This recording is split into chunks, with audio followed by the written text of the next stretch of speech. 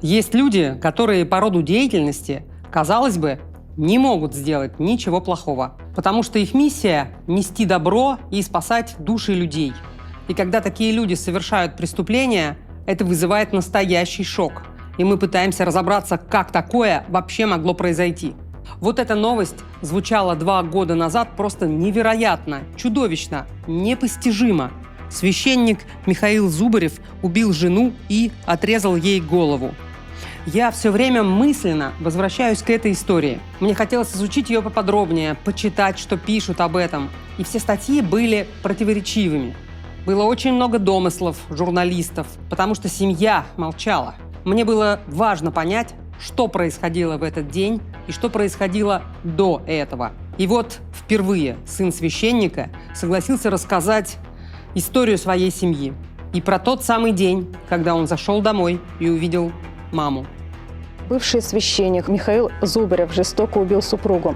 В это время в квартире находилась 8-летняя дочь. Со своей супругой он расправился жестоко. Жене он нанес множественные ножевые ранения, а после отсек ей голову. И все это в присутствии малолетней дочери. До недавнего времени нареканий к Михаилу Зубареву не было. Он был штатным клириком Казанского храма в поселке Красный Ключ. Мы до конца не знаем, что случилось и как такое могло вообще произойти. Сейчас мы находимся в подворье монастыря Иоанна Кронштадтского. Здесь работал мой отец. Мама тоже часто здесь бывала, сестренка ходила сюда в воскресную школу по воскресеньям.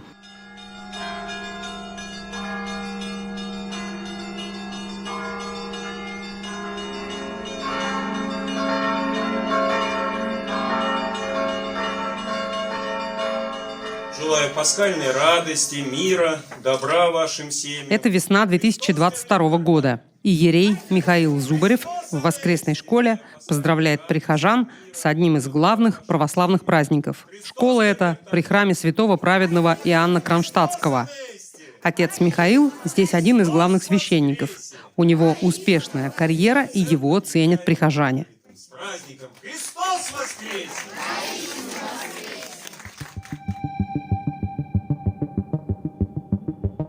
У отца довольно-таки стремительный рост был в рамках Нижнекамска. У него вообще, начнем с того, что, наверное, чуть ли не у единственного было высшее московское образование среди рядовых священников. Как-то он быстро двигался по карьерной лестнице, сам того не желая. Мой отец, моя семья была уважаемая в городе. То есть многие его знали, многие его уважали. На странице Чистопольской епархии в рубрике «Жизнь и путь священника» про отца Михаила пишут самые душевные слова. Можно много перечислять благие дела на радость людям, но основная работа – труд на ниве духовной, исповедует, причащает, крестит, проповедует, чтобы прихожане укреплялись в вере. И тут же немного про его семейную жизнь. Женат на Зубаревой Виктории Александровне. Имеет 2 детей. Матушка – первый помощник во всех его начинаниях. И вот 31 октября 2023 года. Даниилу тогда было 17 лет. Парень уже был самостоятельным, работал и жил отдельно от родителей. Его младшей сестре Иоанне 7 лет. Когда я уже был на работе, мне позвонила сестренка, сказала, что папа просил позвонить. Папа маму убил. Но я не понял. Я, честно говоря, не думал, что там такое. Думал, что, может быть, она что-то не так поняла и так далее. Она говорит, вроде мама спит, вроде не спит. В общем, вообще что-то непонятное. Я минут через 40 приехал, зашел в квартиру, там своим ключом открыл. То есть я захожу, я вижу, лежит тело мамы. Темно, все в крови. При входе в квартиру коридор, ванна слева. И вся ванна, в крови, все в крови. Папа, сестренка что-то уходит. Я говорю, что тут произошло? Я говорю, что за ужас и так далее. Я в шоке, мягко говоря, находился. То есть у меня вообще непонимание того, что происходит. Мне казалось, что это все нереальность И в этой нереальности было еще что-то очень странное и жуткое. И Даниил не сразу понял, что именно. А потом понял. У тела не было головы. Она лежала отдельно. А голова была в ванной? Да, она была в ванной, а мама лежала в коридоре у ванны. Вот так было. И все было в крови. А потом Даниилу, 17-летнему подростку, придется взять эту голову в руки, в попытки спасти маму. Думать, когда находишься в такой нереальности, было очень сложно.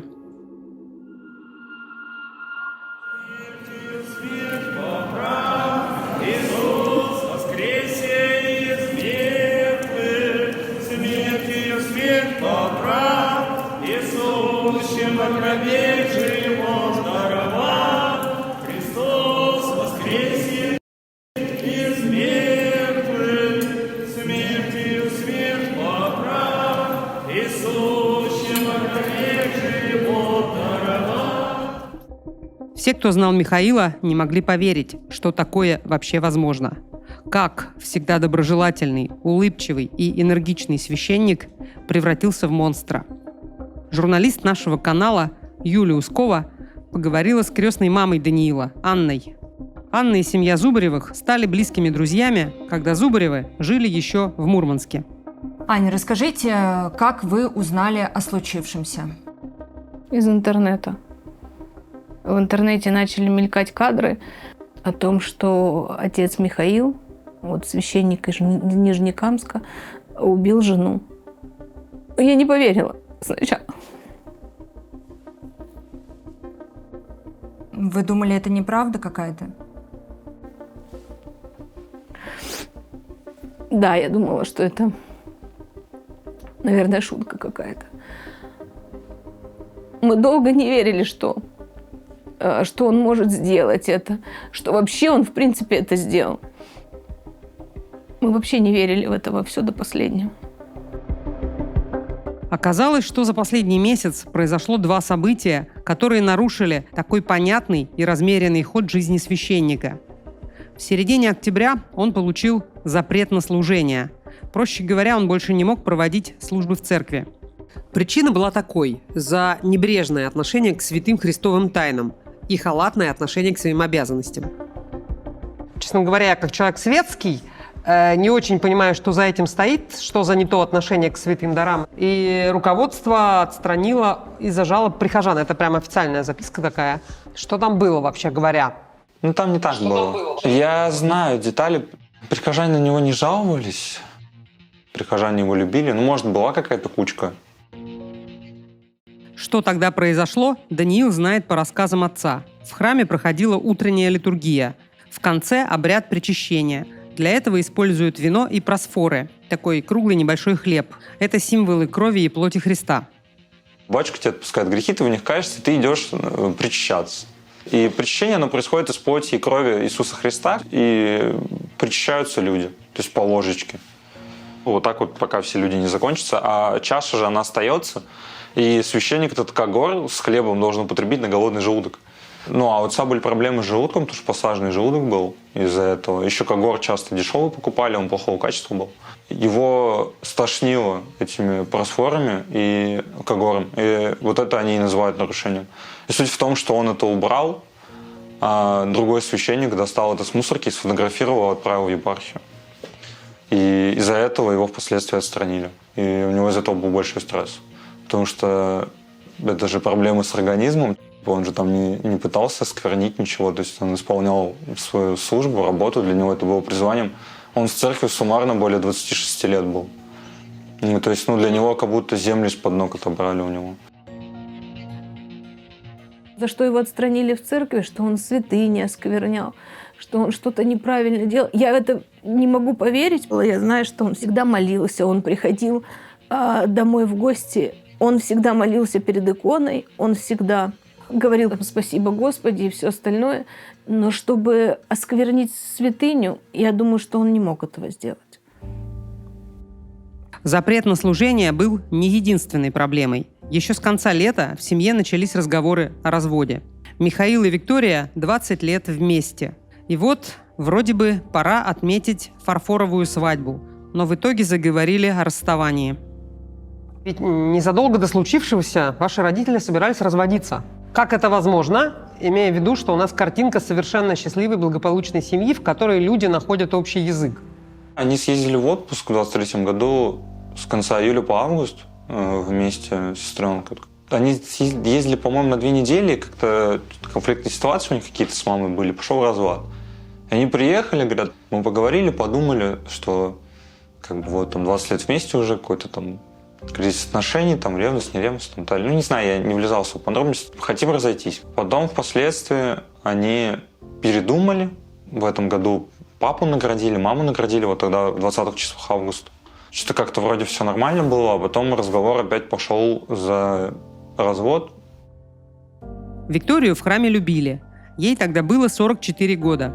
Прихожане рассказывали, какая она добрая, жалостливая, помогает старикам. Вот если представить себе жену священника, идеальную матушку, то она была именно такой. Нежная, скромная красота, улыбка, заботится о детях и помогает мужу в его служении. Да, получается, выдали моей маме в 23 году официально от епархии за помощь в развитии архиерейского подворья. Вот писали благодарственное письмо. Также папе еще дарили орден 3-й степени святого мученика Михаила, тоже за особые заслуги перед храмом. Орден отцу Михаилу дали в августе 2023 года, а через 2 месяца отстранили от служения. И еще через 2 недели произошла трагедия. Эти 2 недели Михаил практически не выходил из дома.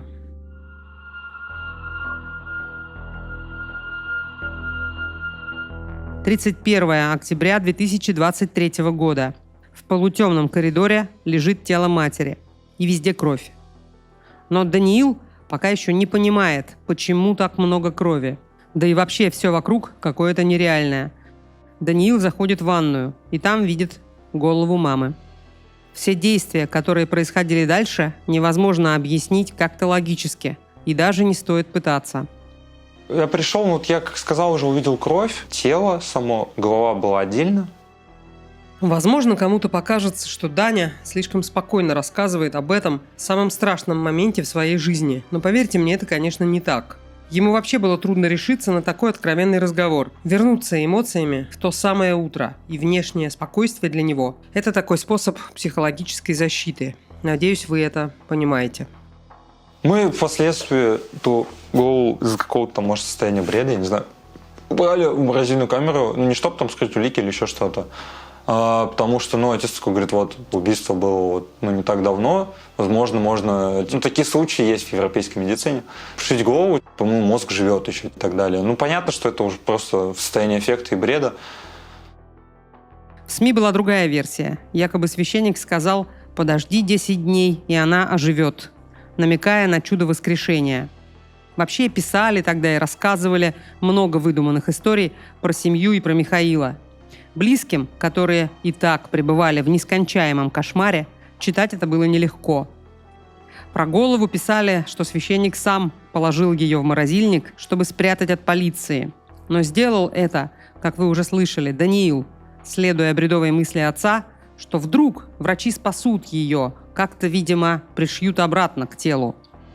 3 года спустя Даня в этой чудовищной сцене видит хотя бы что-то разумное, пусть и звучит это странно.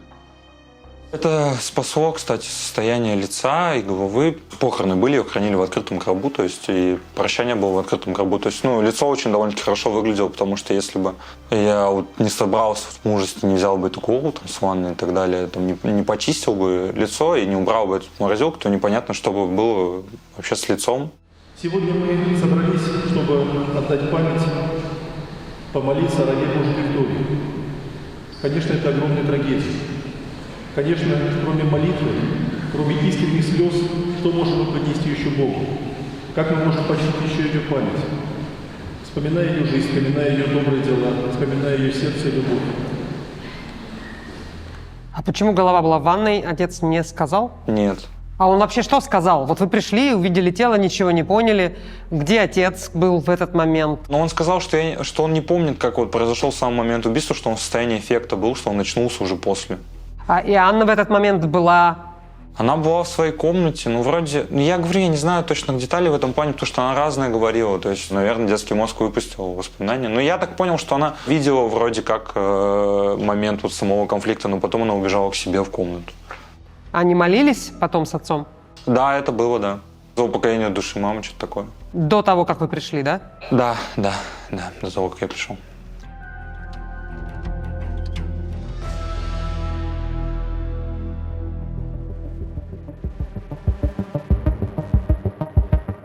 Ну и папа говорит, надо звонить там в скорую, там, в полицию. Но я позвонил в скорую, сообщил, они вызвали полицию по протоколу. Судили с отцом этот момент, там вот рассказал, как у них случилась вот эта ссора, произошедшая. Ну, что дальше он не помнит. Сестренка была там в другой комнате. Приехала полиция, приехала скорая, они говорят, ну что тут констатация смерти. Ну, отца в наручниках не сопротивлялся, ничего, то есть, ну, все адекватно было. Они сначала с пистолетами заходили в квартиру. Я их встретил, я объяснил, что все нормально, что преступник не сопротивляется, что, ну, не надо вот это маски-шоу. Все, на него надели наручники, мы сидели, ждали приезда оперативника. Вот Михаила приводят в суд, чтобы избрать меру пресечения. Он сидит, закрыв лицо руками. И в глаза бросаются черные следы вокруг ногтей.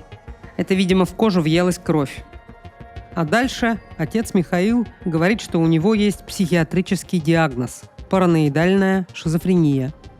Нет тяжелых заболеваний инвалидности у вас имеется? Вот. Ну вот там написано, что паранойя диагноз.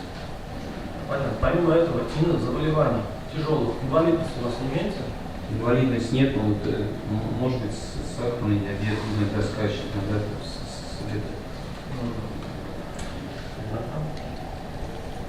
медицинских документов, подтверждающих указанное заболевание, у вас имеется? Нет. Оказалось, что на прием к психиатру Михаил Зубарев попал в первый раз, когда был еще подростком, в 14 лет.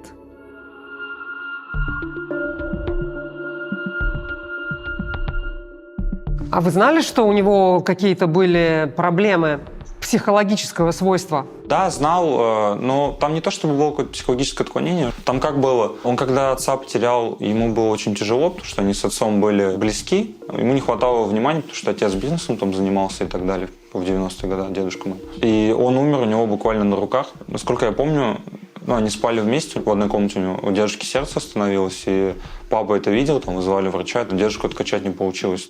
Папа маленький довольно-таки был подросток, и для него это нанесло травму, и у него был депрессивный период, и бабушка звонила в скорую, его забрали там в психологический диспансер. Он один день там провел, и ему поставили какую-то отметку, о шизофрении или о чем-то таком. И все, и больше он никогда не появлялся в диспансере, никаких отклонений у него не было, но из-за этого вот он в армию не пошел. А так, чтобы он в будущем там были какие-то у него проблемы, галлюцинации и так далее, какие-то проблемы с коммуникацией, чтобы он где-то на учете состоял, такого, конечно, не было. Ни в городе Мурманск, ни в городе Нижнекамск. В храме в первом об этом знали, там друзья там, то есть он это не скрывал. Когда вы узнали, что Михаил стоит на учете в психдиспансере, да, он этого не скрывал, вы как отреагировали? Вы что в этот момент подумали? А вы знаете, он не сказал, что он стоит на учете. Он просто рассказал, что когда умер отец, он довольно тяжело пережил эту ситуацию, что не мог справиться со своими эмоциями, потому что отношения с папой были очень близкими. Он нам сказал, что он лежал в психиатрической больнице. Он не сказал, что он стоял на учете, прям, что у него какие-то проблемы, а просто именно то, что он не мог справиться со своими эмоциями, что ему было тяжело. Но эту историю мы знали, то есть он не скрывал от нас это. Он этим поделился. А вы знаете, каким образом ваш папа выбрал именно путь священника? Как это случилось? Да, получается, папа рано потерял своего отца, моего дедушку. И у него была по отцовской линии бабушка-монахиня. Справиться со стрессом ему помогали там монастыри и в целом вера в Бога. И как-то его это приобщило, выправило в жизни. И поэтому он дальнейший путь уже связал с православием и с работой в храме. То есть для него это было призванием, не просто работой.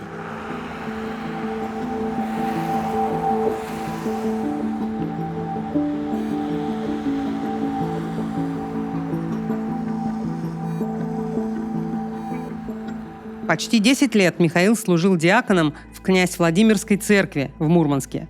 Виктория была прихожанкой в этой церкви. Там и познакомились. После свадьбы молодая семья поселилась в квартире на той же площадке, где жила Анна. И они очень быстро сдружились. Это мы крестили Даню. Вот в храме, где долгое время служил отец Михаил с Викторией. А это у меня на свадьбе. Вот, собственно, такой же жизнерадостный. Вдвоем они. Это с мужем. Аня, а скажите, каким вы вообще помните Михаила в тот период, когда вот вы близко дружили, общались, были соседями? Вы знаете, достаточно эмоциональным в плане такой жизненный комок энергии, потому что он человек, который, наверное, способен эту энергию дарить. Всегда улыбчивый, всегда в каких-то планах, всегда в заботах. Ему очень хотелось, он всю жизнь посвятил храму, всю жизнь посвятил церкви. Конечно, ему хотелось расти по карьерной лестнице и самому чего-то добиться в жизни. Семью хотел построить, детей хотели они с Викторией. Я думаю, что ни одного, не только Даню с Иванной. В целом хорошие отношения были, близкие у родителей. Ну, бывали, конечно, какие-то конфликтные ситуации уж на том фоне, но каких-то ярких конфликтов не припоминаю. То есть в целом счастливая семья была. Мама очень сильно ему помогала, они дружили друг другом, и в храме помогала. И, по сути, ее работа была быть его женой, нашей мамой. Типа, как бы это ни звучало. Виктория занималась не только семьей и помощью в храме, у нее были и свои цели. Еще до свадьбы она закончила колледж, а потом поступила в институт на экономический факультет и стала дипломированным бухгалтером. А вот еще вопрос. А мама ваша красивая женщина? По моим соображениям, да. И папа у меня красивый был. И я в целом красивый получился. Я русый, у меня голубые глаза. У сестренки у меня, кстати, то же самое. Красивый и с хорошей самооценкой. Ну, сам себя не похвалишь, никто не похвалит. Но у меня еще губы от природы большие. Понятно.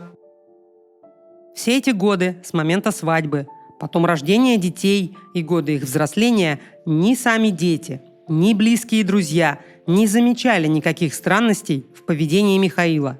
Были ли в жизни Михаила, когда вы с ним общались, дружили, какие-то проявления вот этого диагноза и случившегося с его психическим здоровьем? Нет, мы никогда не замечали. Он всегда был вежлив, он всегда был тактичен, всегда шутил. Ну, мы вот достаточно часто собирались и достаточно часто ходили друг к другу в гости. Мы играли, мы шутили. То есть у нас была обычная жизнь, как у всех людей.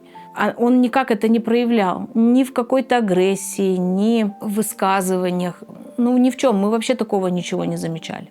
Но понятно, что как у любого человека, у Михаила наверняка были какие-то проблемы, переживания, да, как у нас у каждого вообще бывает и случается. Вот как он это переживал, как он справлялся с какими-то проблемами в жизни, которые возникали? А он уходил в молитву. Он, наверное, молился, и он все время, потому что говорил: «Господи, помоги». И вот он, наверное, это его спасало. Отец Михаил никогда не выражал эмоционально, скажем так, то, что не получается. Ни с агрессией, ни с какими-то эмоциями, там, с маханием кулаком, никогда. Он всегда держал себя в руках. Всегда. Он даже матом никогда не ругался. Ему и не положено, скажем так. Если что-то не нравилось, или, например, он понимал, что человек неправильно поступает, да, в отношении него, он просто шутил и молился. Вот так вот он делал всегда.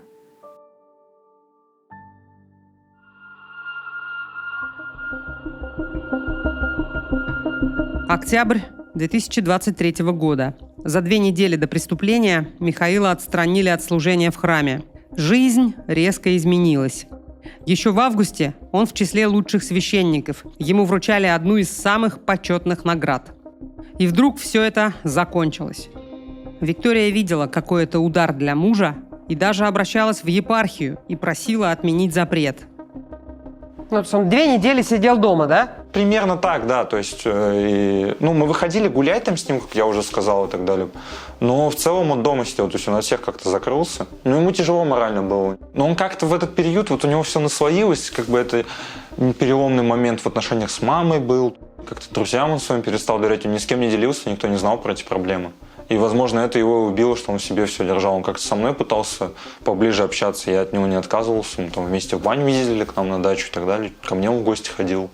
Я ему говорил о том, что не расстраивайся, типа, у тебя много друзей, ты хороший хозяйственник, тебя кто угодно возьмет в какую-нибудь строительную фирму и так далее, там, директором по коммуникациям работать, плюс у тебя высшее образование есть. За что ты переживаешь? А он все говорил, то, что он хочет быть при храме, и ему обидно было, то, что вот он столько лет созидал, а его вот так просто выкинули из-за каких-то там разногласий. А мама его не поддерживала, получается? Ну, непонятно было. Вроде поддерживал, вроде нет, потому что у них непонятный этот этап в отношениях был. Как-то ему тяжело, короче, было. Вот. А может и поддерживал, но он этого уже не видел, не чувствовал. То есть в силу своих каких-то обид. То есть, не знаю, как точно у них было. Я же с ними не жил, да, я приходил в гости, я знал там какие-то их моменты общения там и так далее. Но я же не знаю, что у них там происходит, когда меня нет. Даня, а вы думаете, мама понимала, что у отца обострение, давайте так назовем? Ну, я думаю, что она понимала, что ему тяжело существовать в обществе, учитывая ситуацию его жизни. И что у него забрали дело всей его жизни. Еще таким гнусным способом. Ну, а она понимала, что у него клиническая картина психиатрическая проявляется? Вот давайте так скажем, мягко. Блин, я не знаю, я думаю, что, наверное, нет, потому что кроме вот этого прям проявления того, что он от людей закрылся, ничего такого не было. Не было явной клинической картины, прям именно ярких таких предпосылок не было. Я же говорю, что настолько у них все переменчиво, они 30 числа пришли, у них все хорошо было. Родители приходили в гости к Даниилу в его отдельную квартиру. Они купили ее для сына в ипотеку. Даниил парень ответственный, и он договорился с родителями, что будет сам оплачивать взносы. 30-го они ко мне в гости пришли вечером. Все хорошо было, мы попили чай, я дал деньги за ипотеку, и все. Адекватные были. А 31-го вот такое случилось. Что я даже предположить не мог, вот честно. Не то, что даже простое убийство, а вот такое жестокое убийство с его стороны. То есть для меня это вообще было на самом деле большим шоком.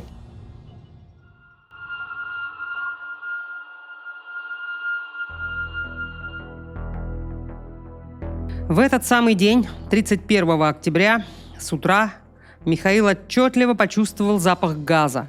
Он сказал об этом жене, но она никакого запаха не ощущала. Вот этот запах газа, это галлюцинации же?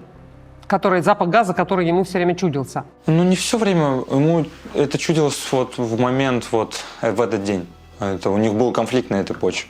Опять же, чтобы не плести чепухи, да, взятые из статьи, вы расскажите, как оно было? Со слов отца, отцу казалось, что пахнет газом, что его травят. Крыша, может, грубо говоря, начала ехать от изоляции, от этого стресса, возможно, ему стало казаться. И они рассорились, и там уже случилось то, что случилось. Ему казалось, что пахнет газом, что его именно травят? Да. Именно его, а другие же там тоже в квартире, и жена, и дочь. Пахло конкретно у него в комнате, потому что это его подсознание. Его галлюцинация. Газом же на самом деле не пахло. У нас в доме даже газа нет. Так у вас электрическая плита была? Да, у нас новостройка, она 15-го года постройки, и мы в 15-м году заехали в нее. А получается, этот запах газа, он появился только вот 30-го? До этого ему этого не казалось? Как вы это знаете? 31-го появился. Не казалось, да. 31-го, да. Так, и он вам это все рассказал, когда вы пришли? Когда я зашел, то есть, вот это момент диалога, рассказал про весь этот конфликт, про то, как они начали там драться, то есть у папе были какие-то порезы, там, колотые раны и так далее. Так, секунду, как это, я про это ничего не знаю, какие порезы, какие колотые раны? Она вроде его там тоже порезала, то ли ножом, то ли чем, я точно не помню, но он исцарапанный тоже весь был. Но она, я так понимаю, либо напала на него, то, что он нож взял в руки, либо оказывал сопротивление, тут я уже не знаю. Не сильно помню, честно говоря, смутно помню материал дела. Потому что, для меня это был стресс, я особо не запоминал, что там произошло. Почему Михаил решил обезглавить свою жену, он так и не смог объяснить. Но экспертиза тела выявила еще одну страшную деталь. Возможно, Виктория была еще жива, когда Михаил приступил к финалу своего безумного замысла.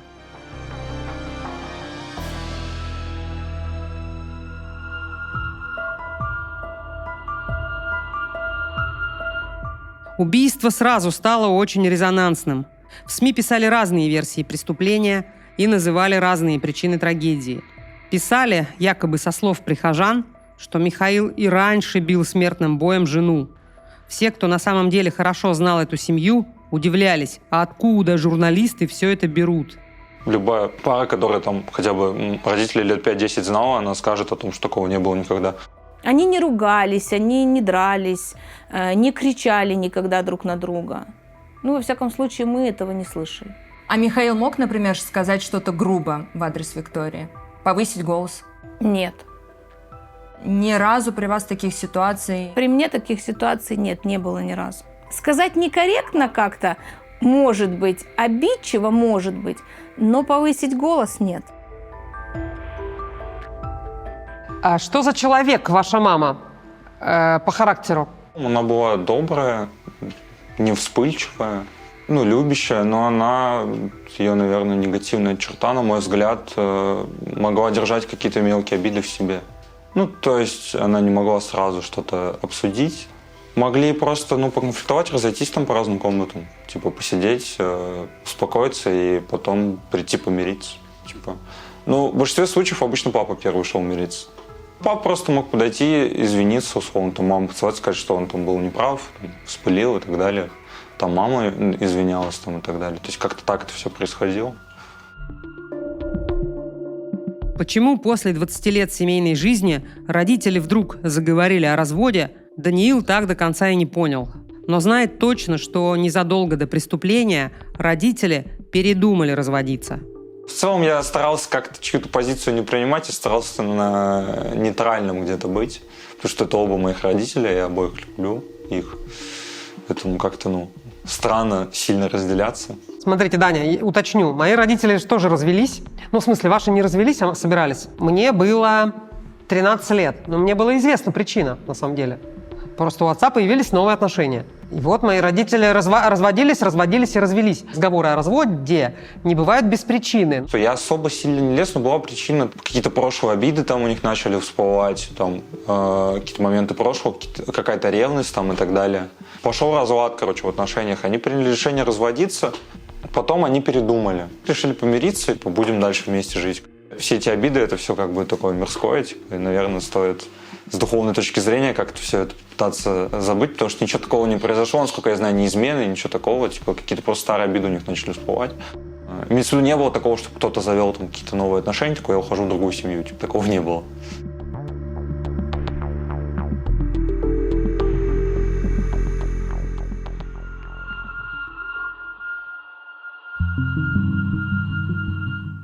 В СМИ продолжали выдвигать разные версии, что побудило священника взяться за нож. Писали, что в семье был жесткий патриархат, и Михаил многое запрещал детям и жене, например, сидеть в интернете. И якобы именно из-за этого в тот самый день началась ссора.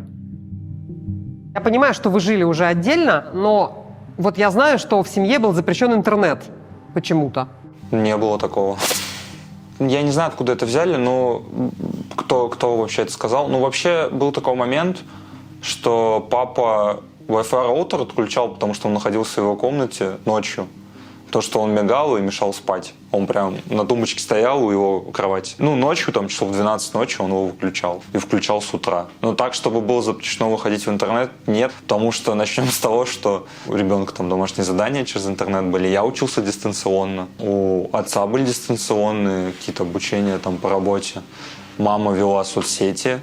У нас был ноутбук дома и не один, потому что мама вела деятельность, обработку фотографий и так далее, выкладывала все это в соцсети, какие-то отчеты папе помогала делать. Это, видимо, из статьи. То есть часто всегда оттуда узнаешь причудливые факты, которых в реальности не было, то есть из газетной.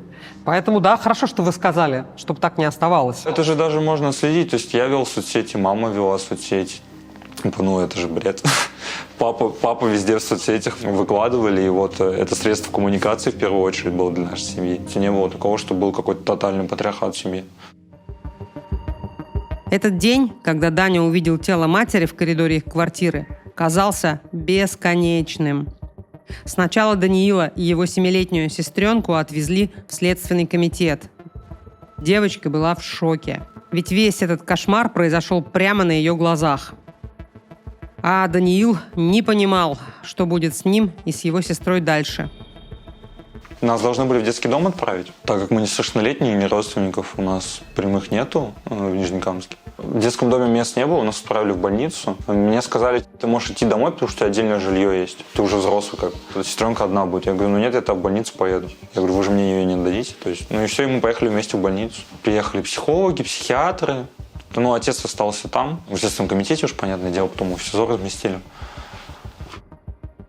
Даниил и сегодня не может точно сказать, что именно видела его сестра, как долго длилась расправа и сколько ударов ножом нанес Михаил. Но из судебно-медицинской экспертизы известна одна жуткая подробность. Там было известно по этим деталям следствия. Она была еще вроде живая в момент отрезания головы, вот, нанесения на шею какого-то храна. То есть я думаю, что она окончательно умерла, когда шею, грубо говоря, дорезали. Причина смерти, наверное, обезглавливание и потеря крови, несовместимая с жизнью.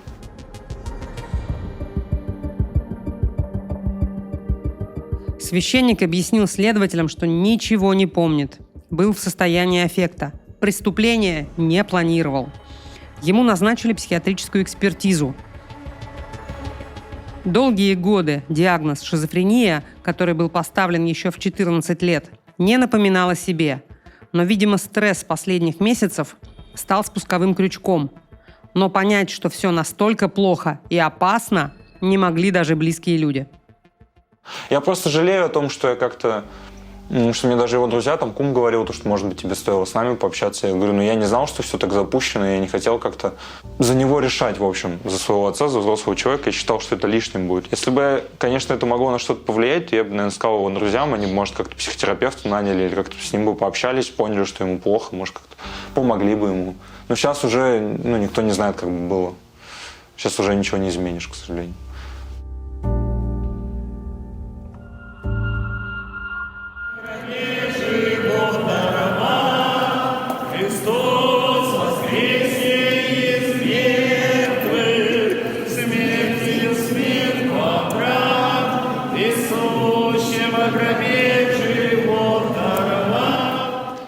Получается, первый отцовский крест, с которым он проводил службы, он когда был еще диаконом, вот серебряный. Потом впоследствии ему подарили золотой за особые заслуги перед храмом. Обычно его дарят после 5 лет священничества, но ему подарили на 2-й год. На момент этих событий Михаилу был 41 год. И к этому времени он действительно многого добился. Начинал он пономарем еще когда был подростком. Потом был диаконом, дальше получил высшее образование, окончил Московскую семинарию и, наконец, стал священником. Насколько отец был занят работой своей?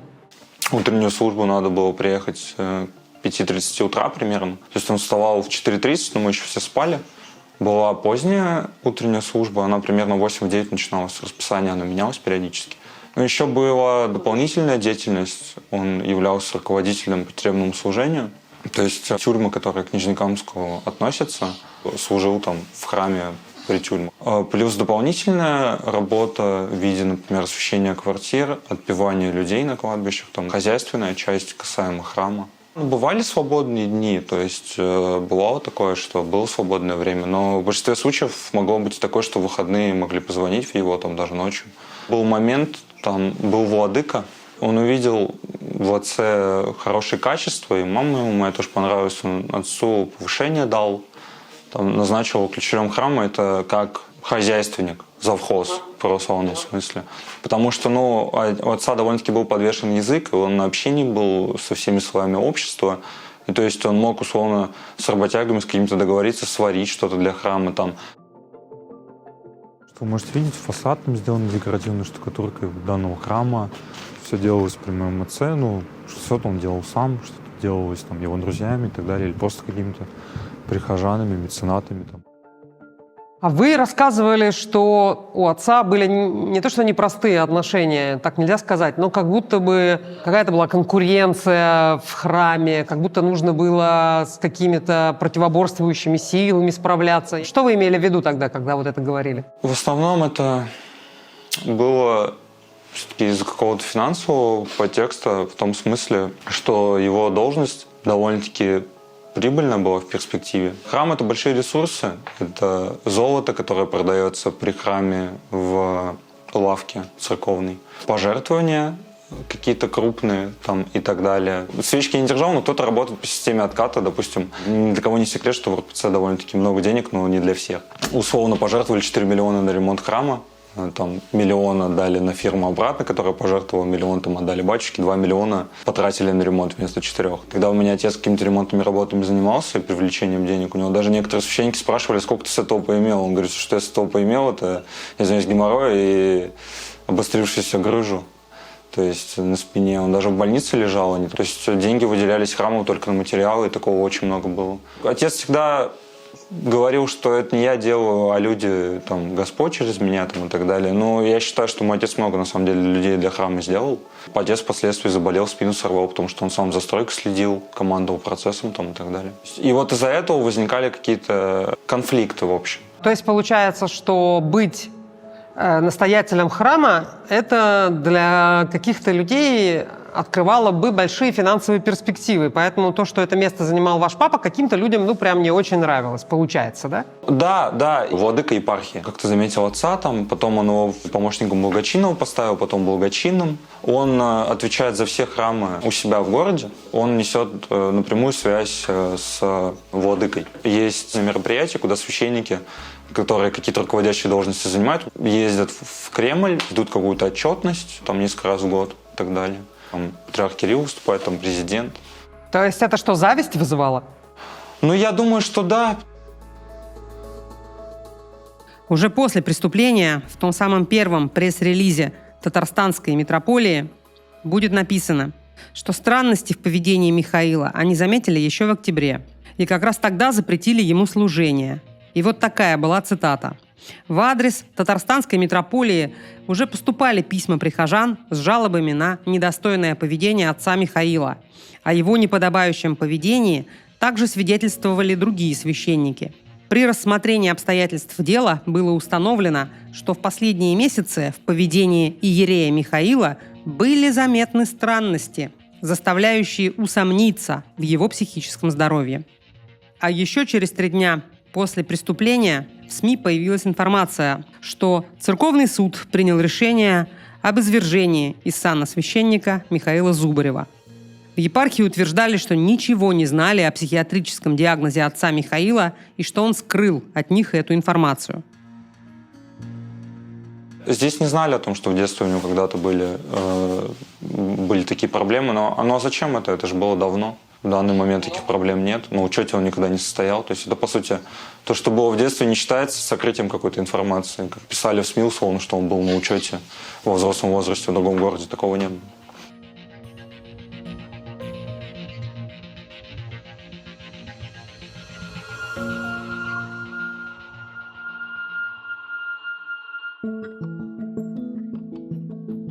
В первые дни после трагедии рядом с Даниилом и его сестренкой оказались самые близкие люди – крестный отец Дани и родная сестра его мамы, и девушка Даниила. Они еще со школы были вместе. Меня девушка поддерживала очень сильно. Эмоционально мне было тяжело. Потом, впоследствии, нас забрала, получается, этот папин кум Андрей. Он очень сильно помог мне и морально, и финансово тоже меня поддерживал первое время. Он помог с документами разобраться насчет опеки и так далее. И мамина сестра, что мне понравилось, как приятно было. У них своя довольно-таки большая семья, они оставили детей с бабушкой. И через 14 часов они уже были в Нижнекамске. Потому что мы позвонили, например, папиной сестре, моей тете. Она, начала отнекиваться, потому что со мной, бабушка живет, я за бабушкой ухаживаю, думаю, капец, родственники. Но мамина тетя, она как-то приехала, они поддержали. И, Андрей, он помог все организовать. Обширное прощание было, панихида, там приехал даже владыка. Мы сегодня молимся, мы просим, чтобы Господь принял вечные обители рабы Божией Виктории. Она была, по свидетельству многих, человеком добрым, человеком отзывчивым, человеком искренним. Мы до конца не знаем, что случилось и как такое могло вообще произойти. Очень много людей было там, от мала до велика в храме. Ее хранили, получается, в Вологодской области, там, где родители живут. И они девушку, к чему ее взяли, она взяла отгул на работе. И мы вместе все поехали туда. Следствие длилось недолго, а дальше начались судебные заседания. Теперь уже бывший священник сотрудничал со следствием. В суде он выглядел очень подавленным и каким-то потерянным и отрешенным. Он очень сильно сожалел. Я когда ходил на судебное заседание, он похудел очень сильно, он ничего не ел, хотя ему передачки отправляли, и питание не сильно ужасное было в следственном изоляторе. То есть было видно, что с ума сходит из-за произошедшего, потому что это же не какой-то там маньяк. То есть я сомневаюсь, что он это удовольствие получил. Это же все-таки жена его, мать его детей, с которой он там 20 лет прожил. Такое сочувствие к отцу понимали, конечно, не все. И среди вас, наверное, тех, кто это смотрит сейчас, наверняка есть люди, которые думают, как же так? Как можно сочувствовать человеку, который с невероятной жестокостью расправился с женой? Родная сестра Виктории тоже не могла понять позицию Даниила. Тетя не разделяла мою позицию в том плане, что я держал какой-то нейтралитет. То есть для нее чисто отец виноват. И как мне кажется, что он как будто весь вот этот гнев, может, из-за каких-то своих обид, из-за пошатнувшихся их отношений, каких-то эмоциональных, типа личных, он все это как будто выместил, знаете, вот эти проблемы там с церковью, с этими гонениями, там, с отстранением от должности. Все это выместил туда, вот в это убийство, как мне кажется. Это вот мое мнение, вот, первая причина такая. Но я, в общем, не отказываюсь от отца, как от человека. 17 лет Даниил знал совсем другого папу, и эти 17 лет нельзя было просто так взять и забыть, вымороть из жизни. Сестра мамы взяла опеку над Иоанной и увезла ее к себе в другой город. А Даниил ждал приговора. Бывшему священнику грозило до 15 лет лишения свободы или лечения в психиатрической клинике. Это зависело от результатов экспертизы.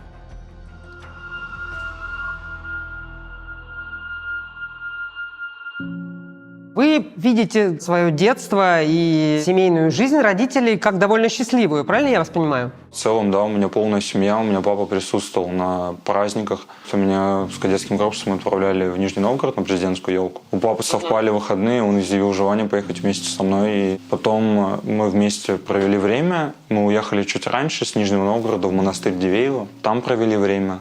Также, когда я был в 5 классе, на осенние каникулы мы с папой вдвоем в Питер полетели. И прилетели чуть позже, когда каникулы закончились. То есть в целом он мне внимания уделял, мама тоже. Она была в родительском комитете. В целом меня не обделяли оба родителя, но, наверное, впоследствии я ближе с отцом был, уже в более взрослом возрасте. Потому что мама как-то переключилась на сестренку, в здоровом смысле этого слова, потому что у нас разница большая была, я уже условно взрослый мальчик был, у меня не было какой-то ревности. Как вообще распределялись обязанности дома? То есть, что папа делал, что мама, как они вас воспитывали, как уделяли вам время, чем занималась мама? Прям какого-то сильного разделения обязанностей не было, но, как и в любой другой традиционной семье, было такое, что мама была как хранительница очага, то есть она кушать готовила, за нами следила и так далее, уж белье стирала, убиралась, но я ей помогал, и папа часто тоже готовил сам. Я мог самостоятельно, например, посуду помыть или что-то приготовить для родителей, потому что мне в целом нравится готовить. Вы говорите, что отец готовил, он любил готовить, умел? Да, у него первое образование было повар-кондитер, морской кок, квалификация. Так как в Мурманске он заканчивал. Повар-кондитер, он вас учил чему-нибудь? Да, получается, в детстве я готовил вместе с ним. В лет 6-7 я уже сам мог что-то приготовить. А как вы уезжали куда-нибудь отдыхать, ездили куда-нибудь на море? Да, ездили на море. Могли в Турцию, могли в Египет, на Кипр тоже ездили. В Иерусалиме бывали.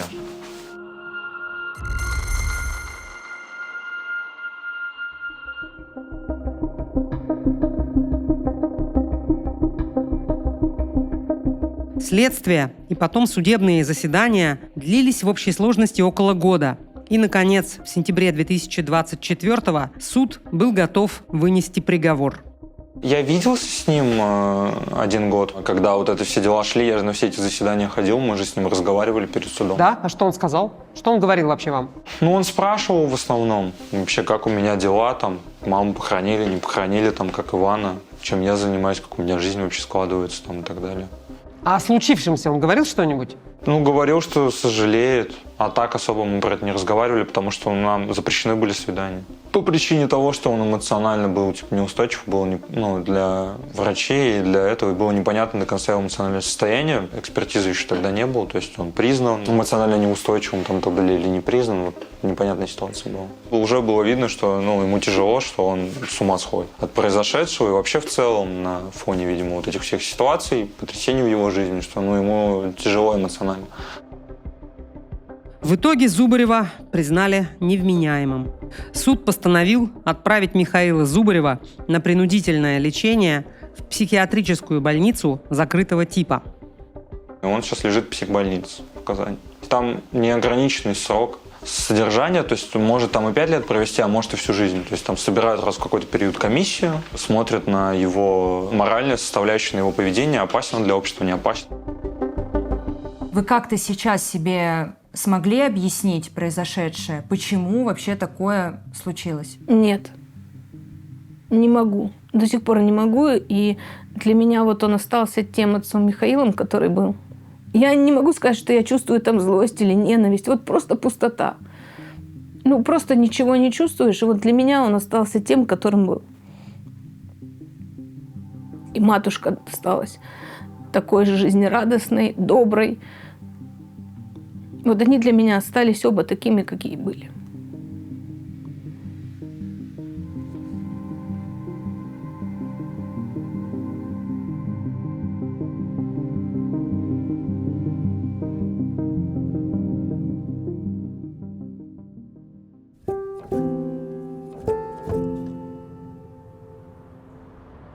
У нас прямо во дворе располагается площадка. Вот здесь впоследствии я маленький играл, потом уже моя сестренка, мы вместе здесь тоже бывали.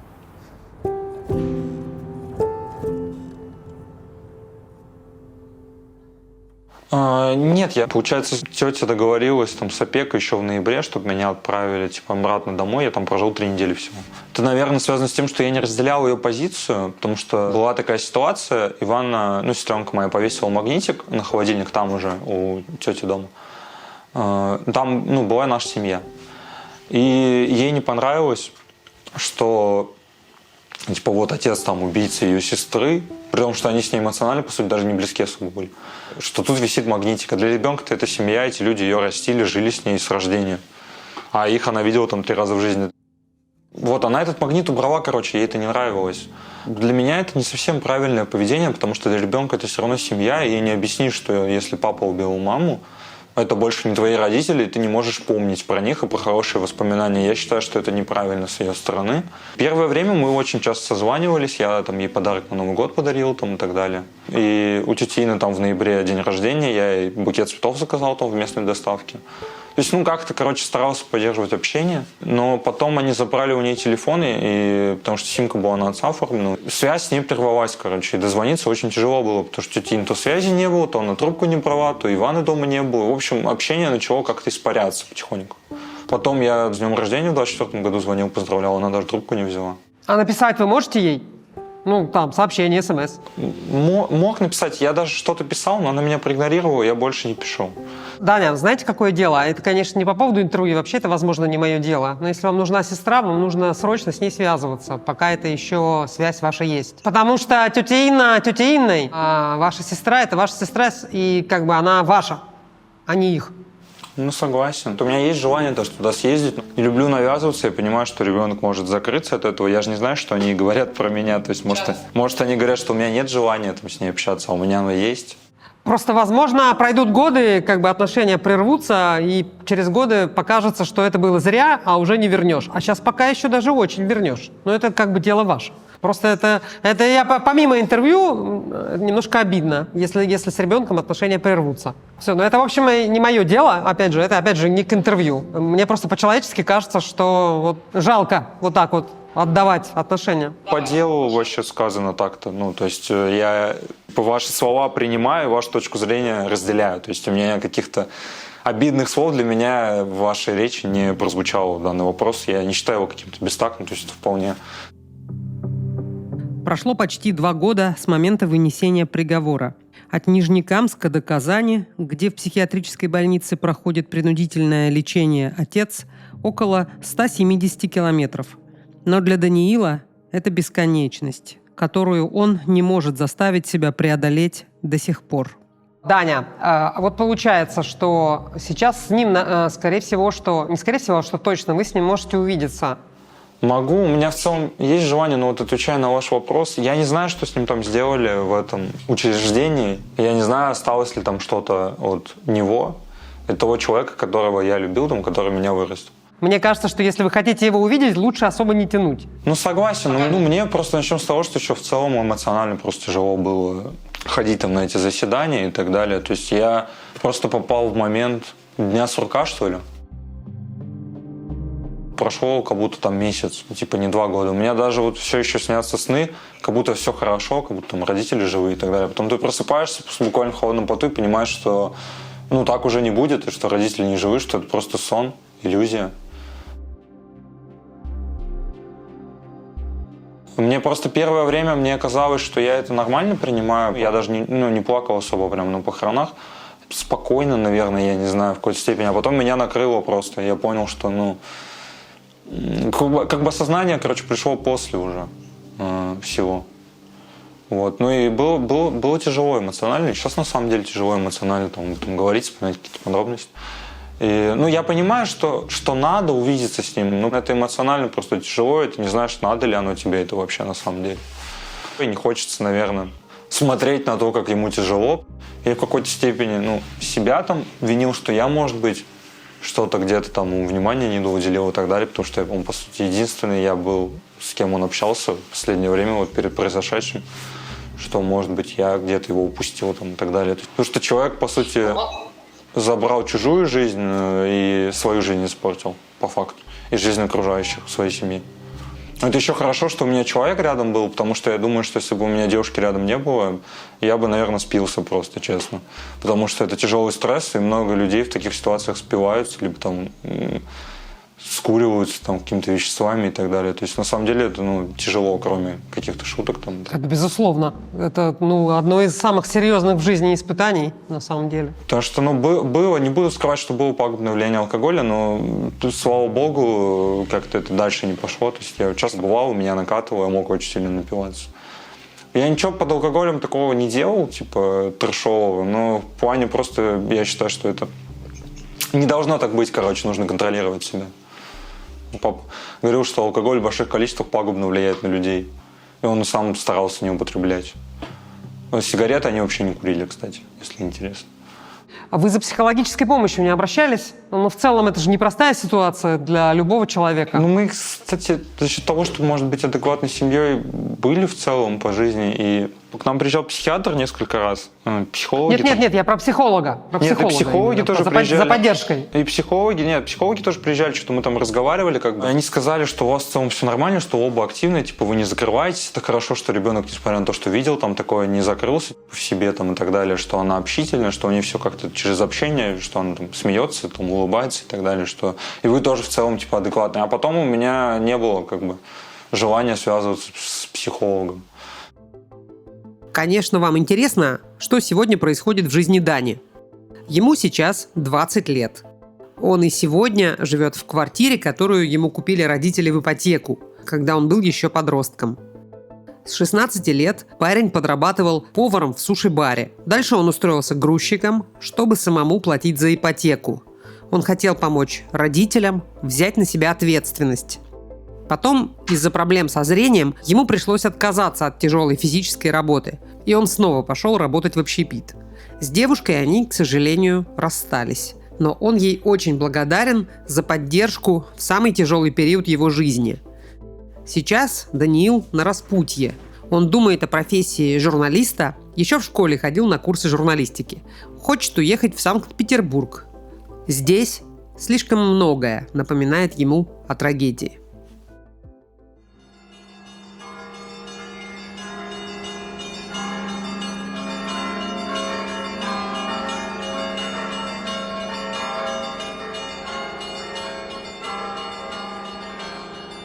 Меня спрашивали, почему я там в храм не хожу. Потому что я разочарован в этом.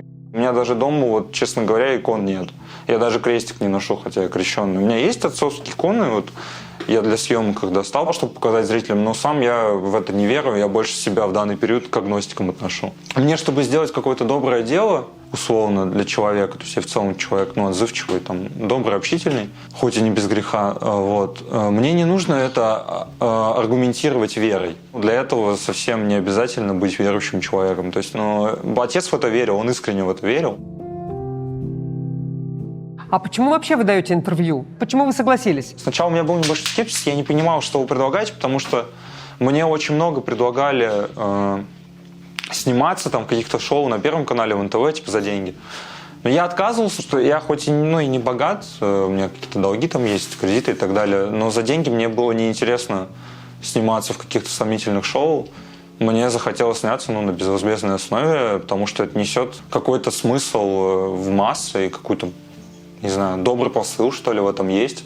И будет какая-то память там про моего папу, про маму, про мою, что, они в целом были хорошими людьми, и что мой отец и хорошее что-то нес в мир, и мама очень сильно ему помогала, они дружили друг с другом.